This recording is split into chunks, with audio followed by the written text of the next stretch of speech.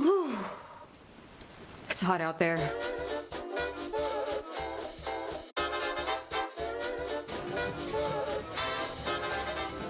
Hello and welcome back to the Classic Cinema Cocktail Club. My name is Kelly and here is where we create cocktails inspired by classic films from the golden age of Hollywood. To be honest, summer is my least favorite time of the year, but we're gonna push through with an eye on fall, which is my favorite time of year. But I thought in honor of this very hot season, we should look at the film Some Like It Hot from 1959. Not since the Marx Brothers, so much comedy. Not since the 7-Year Itch, so much Marilyn. Running wild. The film was directed by Billy Wilder, who's one of my personal favorites of the old Hollywood era, and it starred Marilyn Monroe, Tony Curtis, Jack Lemmon, and Joe E. Brown. This is a movie that is often cited as one of the best pictures ever made and is often on many best lists, including the American Film Institute has it at #1 on its list of 100 funniest films. It is number 14 and 22 on AFI's list of greatest films. Its famous quote at the end of the movie was voted number 48 on AFI's list of greatest film quotes. It was nominated for 6 Academy Awards, winning 1 for Best Costume Designer for a black and white film for the designer Ori Kelly. I'm still not done. In 2005, it was on Time's all-time 100 greatest film list, and it was selected by the U.S. Library of Congress as one of 25 films for preservation in the U.S. Film Registry. If that doesn't tell you about this film's place in history, I am not sure what does. And if you haven't seen it, maybe all of that will entice you to go and give it a watch. Or maybe the cocktail would do that. The film is set in the 1920s, and the entire premise is kicked off when Joe, played by Tony Curtis, and Jerry, played by Jack Lemmon, are a witness to a mob hit, and they have to flee, narrowly escaping with their lives. From there, in order to not be found, they disguise themselves as women so that they can join an all-female band that is headed to Miami. And it is on that train that they meet Marilyn Monroe's character, Sugar Cane, and they befriend her, and obviously they both take a liking to her, but remind themselves we cannot actually make a pass at her. Once in Miami, Joe takes on another personality, and that of Shell Oil Heir Jr. And this is where Tony Curtis gives us his best Cary Grant impersonation. And then Daphne meets an actual millionaire in Osgood Fielding III, who invites Daphne onto his yacht for a champagne supper and subsequently proposes, and Daphne accepts. Osgood proposed to me. We're planning a June wedding. Then it is at the end of the film when Daphne is telling Osgood the reasons that she cannot marry him. She says, I'm a man. Well, nobody's perfect. It is time to move on to the cocktail. Our spirit of choice is bourbon. And I only say it like that because bourbon is not my favorite. When I taste it, if I don't like it, please don't take that as an indicator that the drink was bad. I have just never been partial towards it. I can not only make cocktails that I enjoy on this series, I have to branch out, so this is for all of you bourbon lovers out there. But I also obviously selected it for a reason, and that is because of the line spoken by Sugar Cane when she is distraught over Junior ending things with her. She goes into Josephine and Geraldine's room and says, Where's that bourbon? This is a line that is reported to have taken upwards of 40 takes for Marilyn to get it right. And I'll talk a little bit more about that as I am making the cocktail. And then in addition to that, because this is Some Like It Hot, we need to add some heat, so I will be muddling some jalapenos into the drink. And as a nod to the state in which the film takes place, Florida, we will be using orange liqueur. In this case, it's Grand Marnier, but you can also use Cointreau. Since you think Miami, we think mojitos because of its Cuban influences. I wanted to also add some muddled mint leaves to this. So let's get building. All of a sudden I'm thirsty. I'm gonna start by muddling about 4 to 6 mint leaves. The film was based off of the obscure German movie musical called Fanfare of Love and was turned into the piece of cinematic history it is by Billy Wilder and his writing partner. It's said that Tony Curtis signed on with just a verbal pitch from Billy Wilder, and according to the book, that I actually have sitting right here called The Secret Life of Marilyn Monroe. Sinatra was originally attached to the project to perform the role that eventually went to Jack Lemmon. Wilder liked this idea because it gave him a name to help with financing the film before Marilyn came along. But Sinatra subsequently dropped out, which Wilder was actually okay with because Sinatra's reputation on set preceded him. He played by his own rules. He only worked from 9 to 5, had very little, if any, patience for retakes, and generally just did what he wanted. Next, we're gonna introduce our jalapeno. This is gonna be something you're gonna wanna do to your heat level. If you don't want heat, then obviously leave it out. I like spicy. If you've seen some of the other videos in this series, you will have known that. Mitzi Gaynor was first considered for the role of Sugarcane. That is until Marilyn came along and sought pretty heavily for the part. She had been away from films for 2 years while she was studying at the Actors Studio in New York, but that did nothing to dim her popularity. It was at an all-time high when this movie was being cast.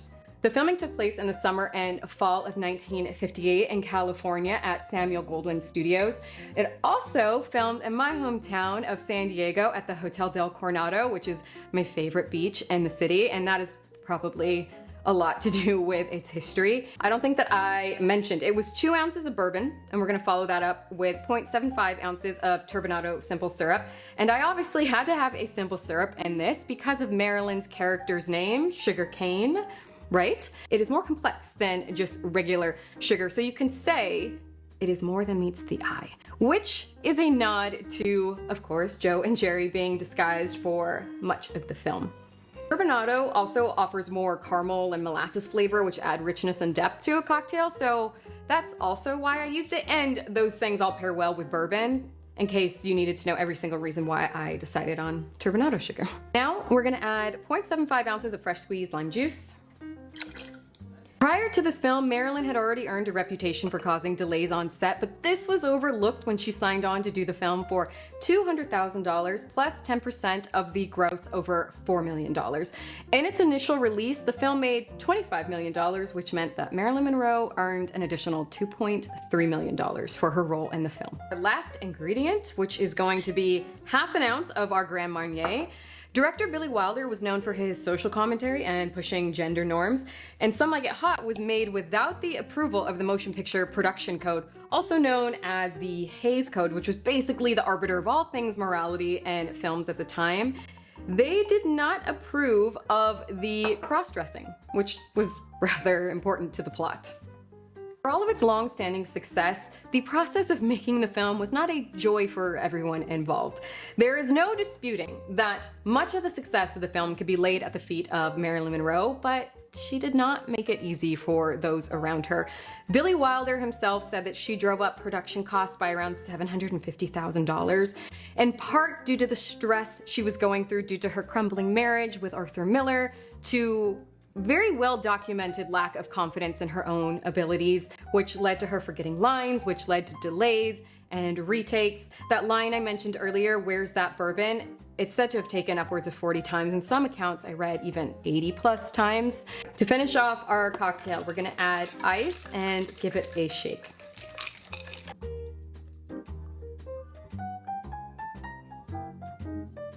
I'm gonna use this bunch of mint, and then because the film is in Florida, that got me just thinking of Tiki vibes, and so I wanted to add a little bit of Tiki dramatic flair to this cocktail. I'm gonna do that by using the shell of a lime with a sugar cube in it, because sugar cane again, and then lighting that on fire because some like it hot. I will be using lemon extract because I have used it before with great results, and I've seen it makes a prettier flame than using something like a high proof alcohol.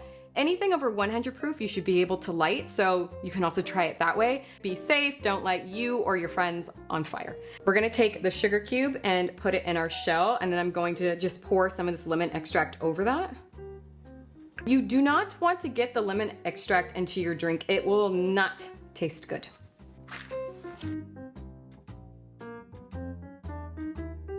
To add a little bit more tiki flair,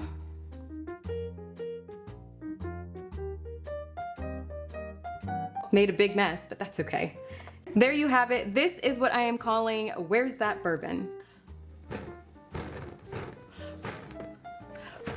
I forgot, I wanted to add a little bit of Angostura bitters as well.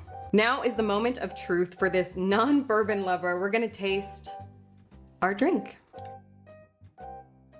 Ooh, there's a lot going on there. It is spicy. I did not think that those 3 wheels would have added that much spice because I took a lot of the seeds out. Spice is what I got first. Tart is what I got next. The Turbinado sugar offers, again, like I said, the molasses, darker, richer flavors, and Tiki Demerara sugar is used a lot, which the two are similar. Not identical, but they're similar. So I think that rich molasses caramel flavor is coming through and giving it that bit of tiki-ness. I am surprised. I actually do not hate it. Don't like heat, obviously don't use it, or go a little lower than you think you need to, because I am getting a lot of that heat right now with those 3 large wheels I used. Where's the mint? I got a lot of the bourbon on that one. I don't think I'm really getting a lot of that mint coming through.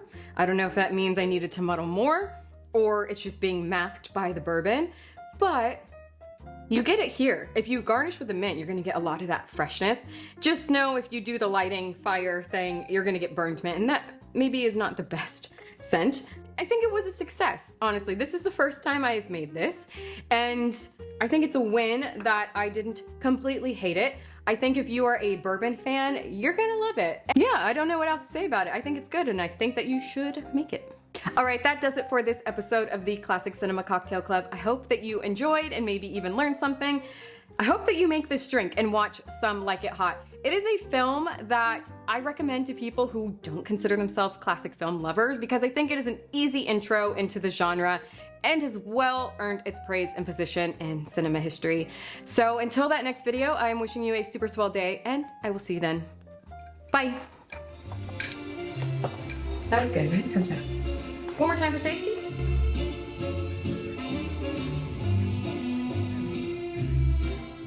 I got bourbon in my eye as it adds. It's not open. Who was in charge of this? One other thing to share, and that is, I don't know. I don't know. Sometimes I say things, I just edit it out later, or I use it.